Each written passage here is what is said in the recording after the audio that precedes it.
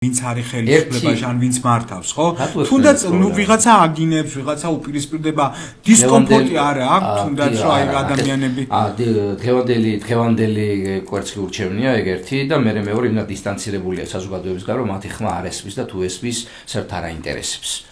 ნახეთ, ჩვენ ვართ საზოგადოებაში, სადაც ძალაბოდი შტომის, სადაც ძალაუფლება და ფული ასოცირდება სოციალურ მაღალ ფენასთან და პატივისცემასთან. ხო ჩვენ ვართ ხალხი რომელმაც სიგუა სიონიდან გავაშწვენეთ და კიტოვანი კუსტბაზე სეირნობდა და ბატონო ჯაბაიოსელიან თვითონ ხო ანუ ჩვენ ესეთი ადამიანები ვართ ჯერჯერობით სამწუხაროდ თუ სამთუსი ვართ ეს თვალები უნდა გავუსწოროთ ანუ ეს მენტალური პრობლემა არ არის ეს არის სიდუხჭირიდან გამოსული პრობლემა იმიტომ რომ ადამიანები გადაგებული არიან საშოვარზე და შესაბამისად ის ადამიანი ვინც გამდიდრდა გონიათ მასზე უნარებით უკეთესი და შენ ნატრდის ბჭყალებში და შეიძლება მე ხა ძალიან ვამუქებ ამას მაგრამ ჩემი აზრით ესეა შესაბამისად ამ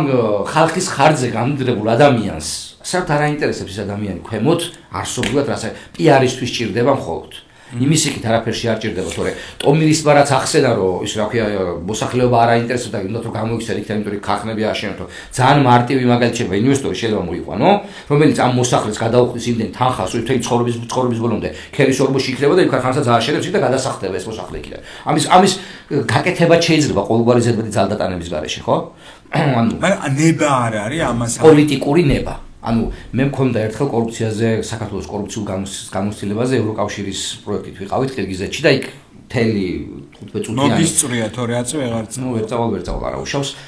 თელი 15 წუთიანი პრეზენტაციის მე ვთქვი ერთი რაღაცა რომ ყველაფერი ის იმ მექანიზმებზე რაც მე ხარ ვისაუბრე რაც შეიძლება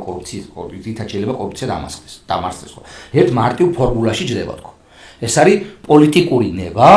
კორუფციის დამარცხების თუ არსებობს პოლიტიკური ნება ჩნდებიან ჭკვიანი ადამიანები საქმის პროფესიონალები რომლებიც საქმეს აკეთებენ